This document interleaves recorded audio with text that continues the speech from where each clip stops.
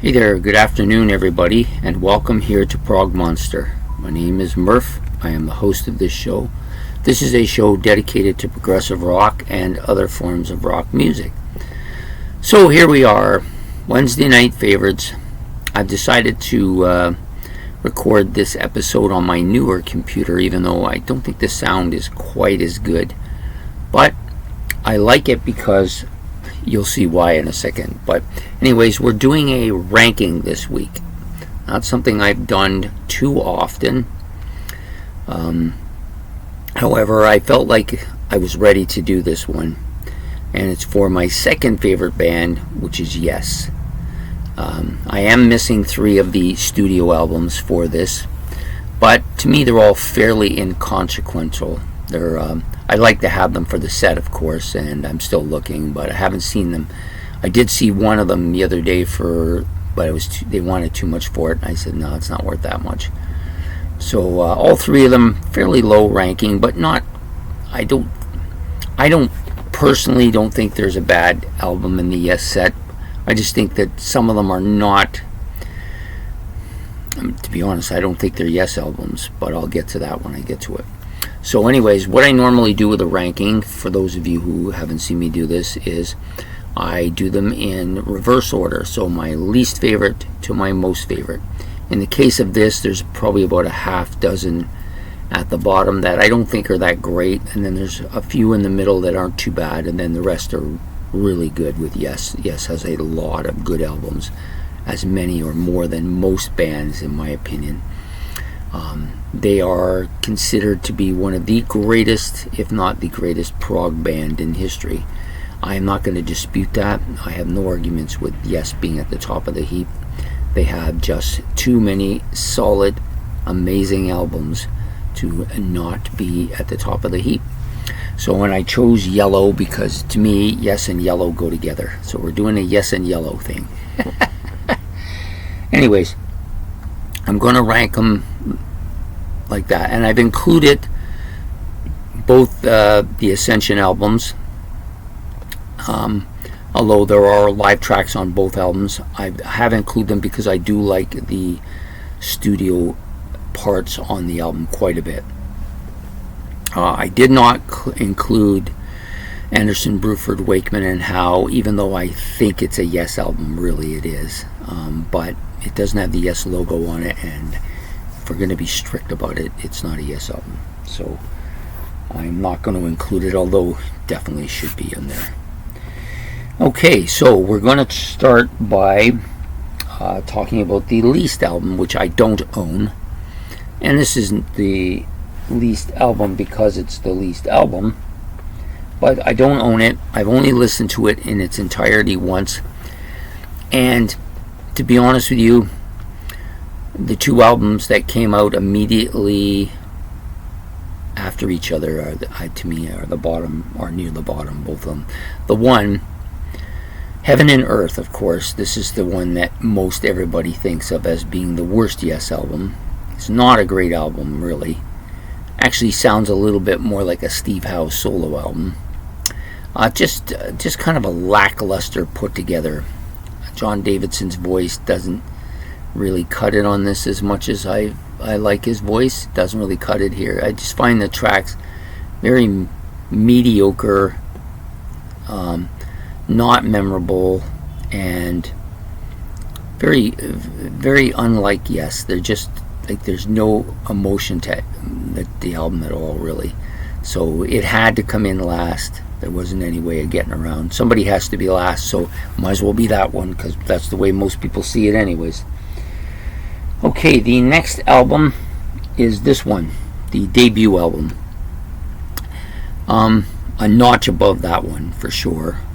It does have a couple of tracks on here I do like. Sweetness, I do like that. I See You, I do like that, and Beyond and Before. They're all okay tracks. This is really kind of not really a Yes sounding album, though. It does have bits and pieces of Yes sounding to it, but it's not an album I go to too often. I have listened to it on occasion, hoping that it would change with time. Survival is another one that I forgot. Pretty good, solid track. So overall, not not a terrible album, but just really not a Yes album in my opinion.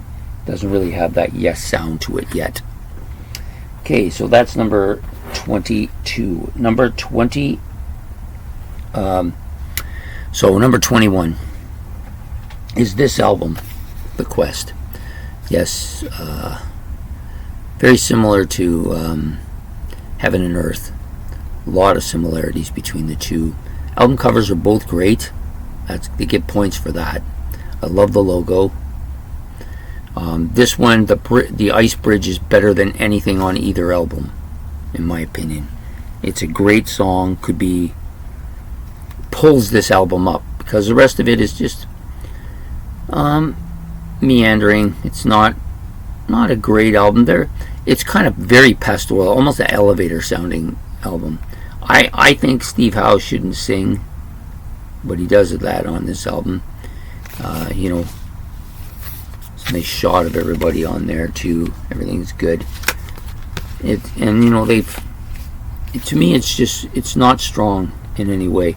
After the Ice Bridge, it really starts to drag, and by the fourth song, it's just not really worth listening to anymore. So, does it pass? Does it get a 3? It gets a 3, which means it's rated, but it's really weak. So coming in at number 21, if I'm correct, 21 is The Quest from Yes. This is from what year? 2021. Sorry. The next album up, number 20, I also don't own, which was a bit of a surprise to me, because I'm sure that I thought about it. I may have it in some spot that I'm not aware of. In fact, let me see. It's not in there, so I'm not sure. I'm not sure where it is. If I do have it, I've put it somewhere, and I'm not sure where it is. I've listened to it. It's in entirety once. It's okay. A little bit better than The Quest. Not much better. It does have that kind of 80s Yes sound, that Trevor Rabin era, even though he's not in the band anymore, and neither's Tony Kaye at this point. They did have Billy Sherwood in there. I think he was basically Igor Koroshev. Did a few tracks, but he really wasn't in the band, so they kind of put Billy Sherwood in there. So he's pretty decent. It's a pretty decent album by the 80s Yes standards, but definitely the weakest of any of those. And it does have longer songs, which is odd. It's a little bit odd having longer songs with that sound, but some of the songs are almost classic Yes sounding, but not really. Overall, it's a weak album, but it's not terrible. I think it's an album that, given time, I might like it a little more. It might move up slightly. I'm not sure. Anyways, today it's coming in at number 20. Number 19, I also don't have. That's the last of the albums I don't have, but I have listened to it in its entirety. It's the album Talk. It's the last kind of release by the Trevor Rabin era. Yes, it's okay. It's a good album, pretty solid. This is probably the turning point. Yeah, from those first 4, I think, or the first 2, 3, 4. The first 4 really weak. This one is the beginning of not being. I would say it passes. That's what I'm trying to say. I have listened to it its entirety. It does have some interesting stuff on it. I think in time it could go up a little bit, but at this point in time, it's still basically uncharted territory, but still worthy enough to beat out the weaker sisters. So that's it for number 20. Oh, sorry, number 19. So the rest of them, I do have all of them, and I've listened to them all. This one here I put right number 18, Magnification. There are tracks on this I do like, and this album I think will grow on me a little bit. 10 tracks on it, all pretty solid. It's nothing really terrible about it. The album cover's a little bit different for Yes. but I did like it. I would play it more when I have time. There's just so much to listen to. I just don't have as much time, but I didn't mind it. So this comes in at number 18, I believe. Yeah. Number 17, Time in a Word. Some people would rank this a little higher. This is actually the beginning of that Yes sound, I think. Not,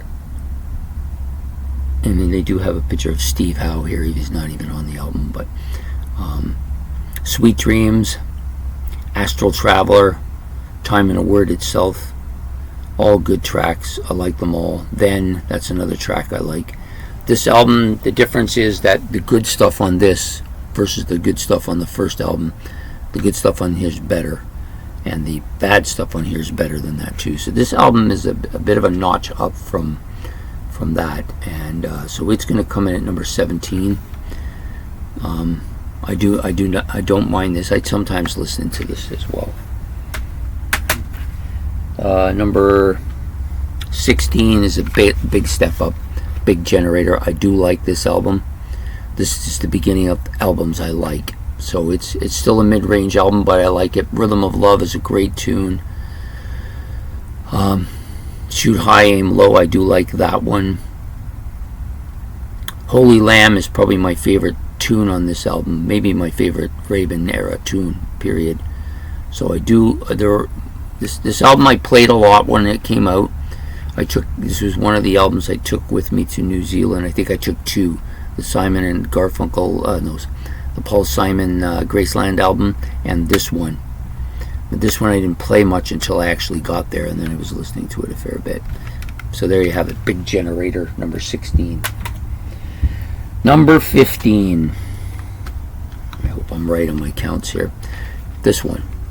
I've been listening to this lately. It's in my playlist now, and there are some good tracks on here. This is kind of a mixed album. This is like the other one that I suggested earlier. I can't think of what it's called. The one I don't have, Open Your Eyes. They have one similarity. That's what I'm trying to say. They both have stuff from both the 80s Yes and classic Yes in them. This one has more classic Yes, and it's a much better cover. Lots of good instrumentation. I know there was a lot of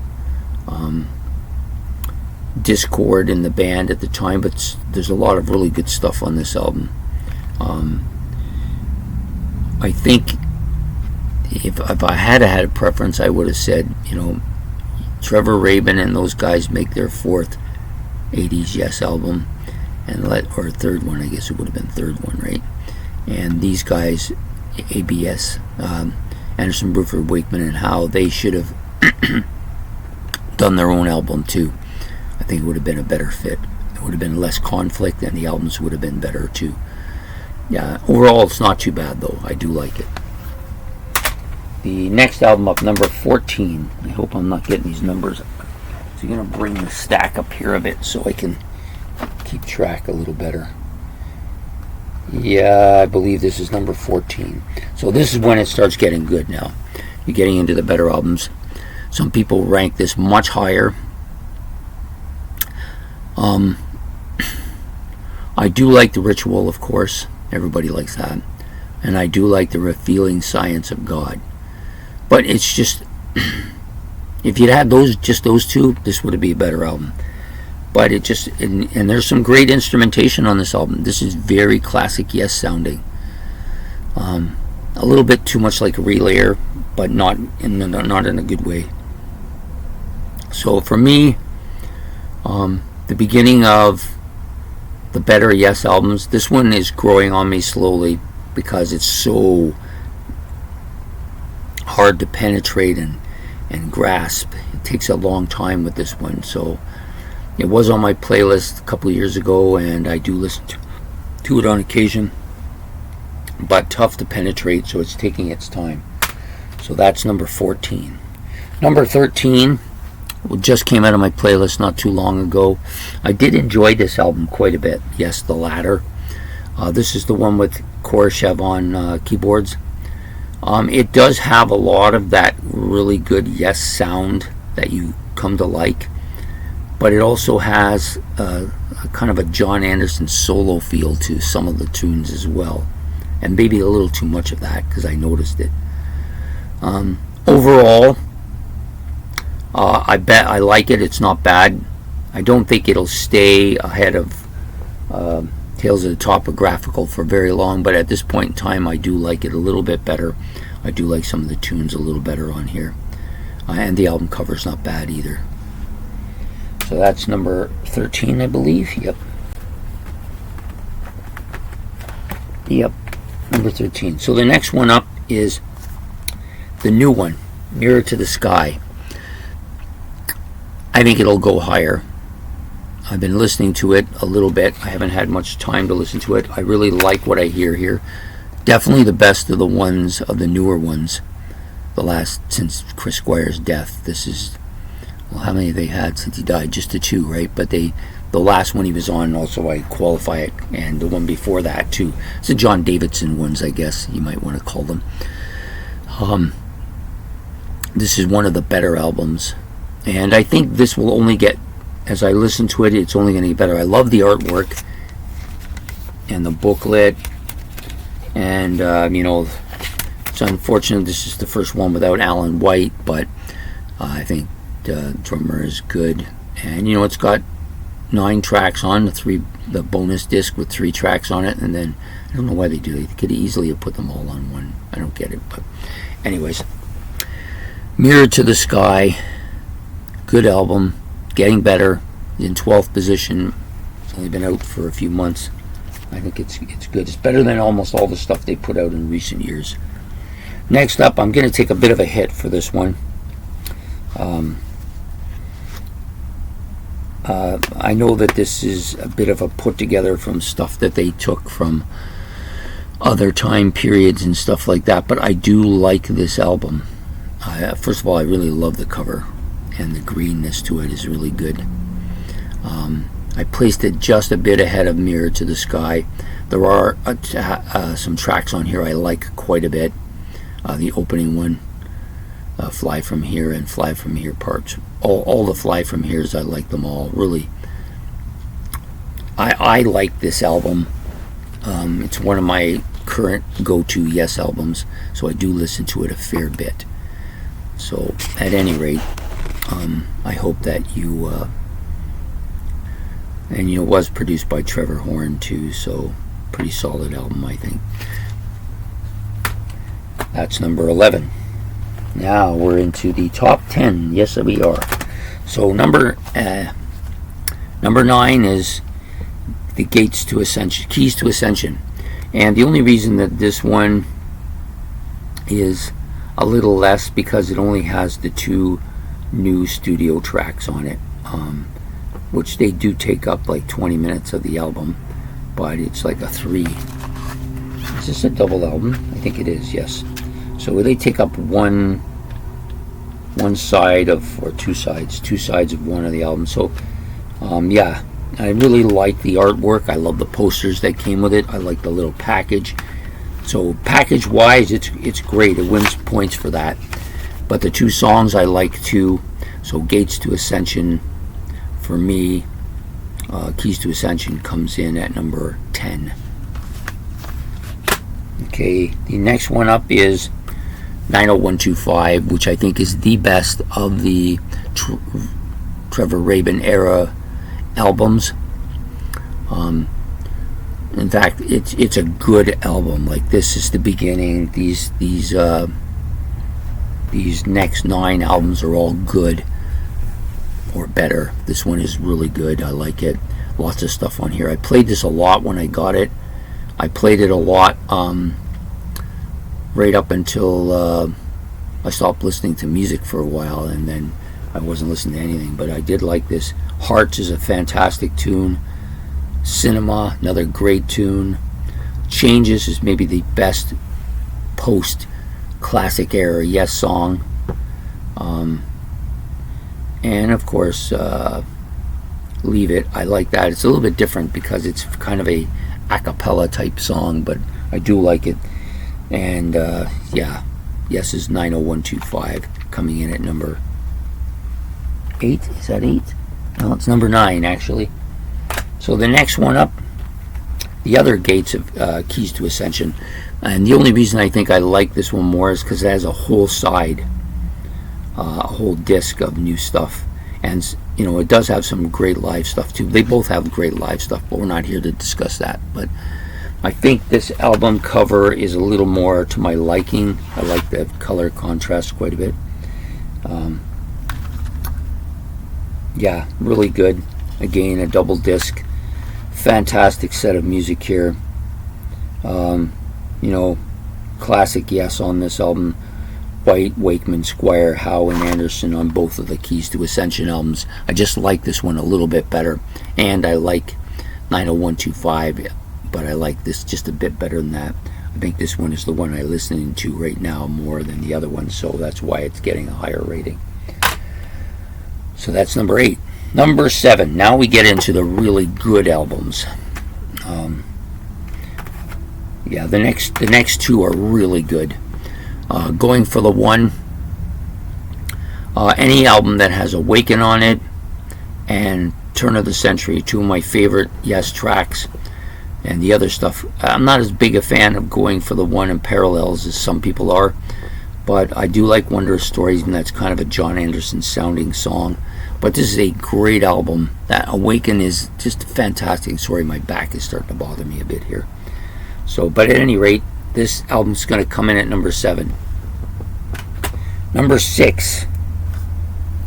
I know a lot of people rank this higher. I'm not as big a fan as Jazz Fusion. This was, for me, the most difficult Yes album to penetrate of all of the ones other than Tales of the Topographical. To me, they're very similar in a lot of ways. This one more so, but I've had years and years of listening to this to penetrate it. Over 40 years I've been listening to this album. I do like it a lot now. I really like The Gates of Delirium. I think it's a fantastic tune. Sound Chaser has the brilliant guitar work of Steve Howe on it. To Be Over is that kind of And You and I song. So very similar album to Close to the Edge. I just think that this one goes a little more jazz fusion-y, and the darker cover I think is fantastic as well. Overall, Relayer, number 6. Number 5. Tormato. Now, I know a lot of people rank this much lower. They see a lot of discord and stuff on this album. I never heard it. I got this album before I knew anything about Yes. I listened to it for months before I and probably years before I knew the discord that had taken place with this album. I love Future Chimes and Rejoice, the 2 parts. Don't Kill a Whale, I love that song. Release was probably my favorite when I first heard the album.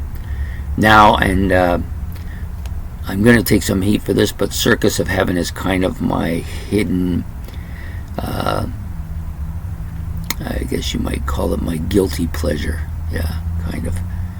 And then the other 2 songs, Arriving UFO and On the Silent Wings of Freedom, are amongst my favorite Yes songs.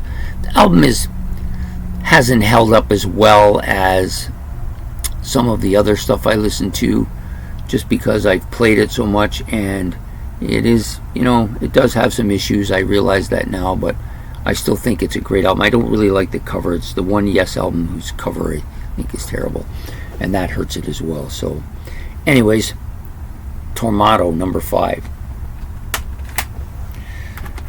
Next up, this was my first ever Yes album, so I came in without John Anderson in it, so I didn't have any prejudice at all, and that probably helped me with the listening. I like every track on this album. Does It Really Happen, Tempest Fugit, Into the Lens of Machine Messiah, absolutely killer tracks. Run Through the Light, maybe a little bit less than them, but still good. And White Car is one of my favorite short bits to sing, which I sing all the time. Yeah, this is just such a good album, and my friend always tells me it's got cats on it. I like it. Anyways, the artwork I think is a little bit weaker than some of the albums, but overall this is a strong Yes album. Comes in at number 4. Now these next 3, brilliant, all of them. I like them all. Not hard to figure out what's coming, right? So we'll go with number 3, Fragile. This is a brilliant album. So much good stuff on here. Such a classic Yes sound. All of the tracks, the big tracks, Roundabout, South Side of the Sky, Long Distance Runaround, and Heart of the Sunrise, are all absolute perfection. I love them all. Those bits, I do like some of the bits quite a bit too. We Have Heaven, The Fish, and Mood for a Day are all fantastic as well. Even 5% for Nothing and Cans and Brahms are not bad songs. The album cover is great. To me, this is classic Yes at its best. Number 2. It's grown over the years. This has grown to be number 2. Started out back there. At first, I didn't really like it. I thought it lacked keyboards, but then I grew on it, and I've liked it a lot. It has probably one of my 2 or 3 favorite Yes. Two of my 3 or 4 favorite Yes songs. Yours Is No Disgrace and Starship Trooper. Love both of those tracks. Absolutely adore them. Perpetual Change, such a good song. Underrated for sure. I don't mind Adventure. The Clap is a really good version, and this particular album has the studio version and the live version of it. And then, of course, I've Seen All Good People, which is maybe overplayed, but still not a bad tune. So, this is a great album. One of the best progressive rock albums out there. Number 2. And number 1 was never going to be a surprise, I don't think. Close to the Edge. I'd be surprised if anybody puts anything ahead of Close to the Edge who's a Yes fan. Not only is this the best Yes album, it's probably the best progressive rock album. It's absolute perfection. It is pretty much stylized the same as Relayer, but much more emotion to this, a lot more smoothness to this. The tracks are just a little bit better. This is just a killer album from start to finish. Love all 3 tracks. They're among my 10 favorite Yes tracks easily. Close to the Edge being probably my favorite. I don't know for sure, but I think it's probably my favorite Yes Yes song. And it's got all my favorite guys on there too. Bill Bruford is on here, Wakeman, Howe, Anderson, Squire. This to me is the great Yes lineup. So there you have it. Close to the Edge, number 1.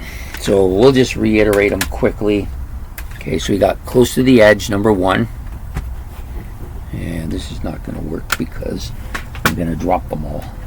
The Yes album, number 2. Fragile, number 3. Number 4 is Drama. Number 5 is That Ugly Covered Tomato, or Tomato, whatever you want to call it. Relayer, with that great album cover on it, number 6. Number 7, Going for the One. Number 8, Keys to Ascension 2. I like that a little bit better. Number 10, right? No, number 9, 90125.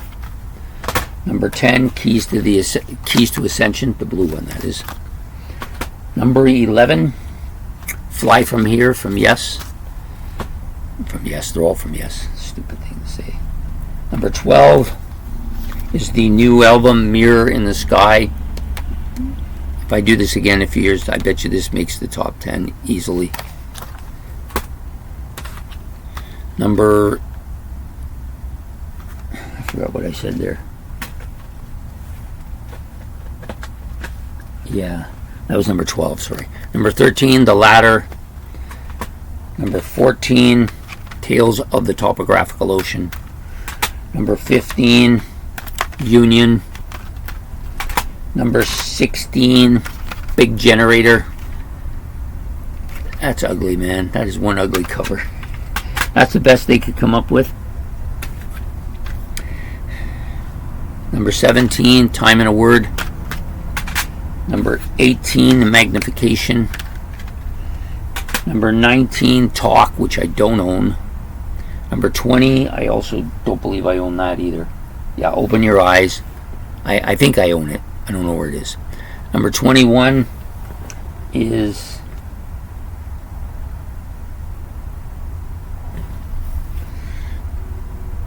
The Quest. This is good.